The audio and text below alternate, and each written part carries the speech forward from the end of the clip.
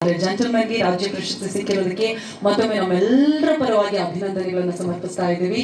ಇದೀಗ ನಿಮ್ಮ ಮಾತು ಎಷ್ಟು ಹೆಮ್ಮೆ ಅನ್ನಿಸ್ತಾ ಇದೆ.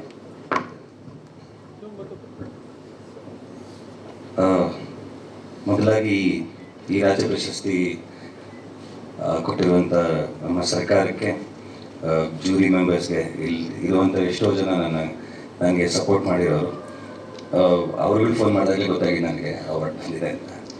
ಸೊ ಹೆಮ್ಮೆ ಖಂಡಿತವಾಗ್ಲೂ ಹೌದು. ಬಟ್ ಹೆಗಲ ಮೇಲೆ ಭಾರ ಜಾಸ್ತಿ ಆಗುತ್ತೆ. ನಾವು ಜಿಮ್ಮಲ್ಲಿ ವರ್ಕೌಟ್ ಮಾಡಬೇಕಾದ್ರೆ 50 kg ಡಂಬಲ್ ಎತ್ತಬೇಕಾದ್ರೆ ಎಷ್ಟು ಕಾಲು ನಡುಗುತ್ತೋ ಅಷ್ಟು ನಡುಗುತ್ತೀವಿ. Because it's a responsibility. ಒಂದ್ಸತಿ ಬಂದ ಮೇಲೆ ನಟನೆಯಲ್ಲಾಗಲಿ, ನಾವು ಮಾಡುವಂಥ ಚಿತ್ರಗಳಾಗಲಿ, ನಾವು ಸಮಾಜಕ್ಕೆ ಏನು ಹೇಳ್ತೀವಿ ಅನ್ನೋದಾಗಲಿ, ಇದೆಲ್ಲವನ್ನು ಇನ್ನೂ ತುಂಬ ಸೂಕ್ಷ್ಮತೆಯಿಂದ ಮಾಡಬೇಕಾಗತ್ತೆ. ಇನ್ನೂ ಒಳ್ಳೆಯ ಸಿನಿಮಾಗಳು ಕೊಡೋ ಪ್ರಯತ್ನ ಜಾರಿ ನಡೀತಾನೆ ಇರುತ್ತೆ. ಮತ್ತೊಮ್ಮೆ ಕರ್ನಾಟಕ ಜನತೆಗೆ ಆ್ಯಂಡ್ ಎಲ್ರಿಗೂ ನಿಮ್ಮ ಪ್ರೀತಿಗೆ, ನಿಮ್ಮ ಸಪೋರ್ಟ್ಗೆ thank you so much. Gentleman ಯಾವುದಾದ್ರೂ ಮೂಮೆಂಟ್ ಅನ್ನು ಶೇರ್ ಮಾಡೋದಿದ್ರೆ ತುಂಬ ಇದೆ. ಅದೇ ಜಡೇಶ್ ಹೇಳ್ತಿದ್ರಲ್ಲ, ನಾನು ಎಲ್ಲಿ ಮೋರಿಯಲ್ಲಿ, ಅಲ್ಲಿ ಇಲ್ಲಿ ಡ್ರೈನೇಜಲ್ಲಿ ಎಲ್ಲಿ ಮಲ್ಕೊಂತಿದ್ರು ಮಾಡ್ತಿದ್ರು ಅಂತ. ಒಂದು ಲಿಮಿಟ್ಗೆ ನಾನು ಮಾಡ್ತಿದ್ದೆ. ಒಂದು ಸತಿ ಮೈಸೂರು ಹತ್ರ ಒಂದು ಡಂಪ್ ಯಾರ್ಡಲ್ಲಿ ಶೂಟಿಂಗ್ ಇತ್ತು.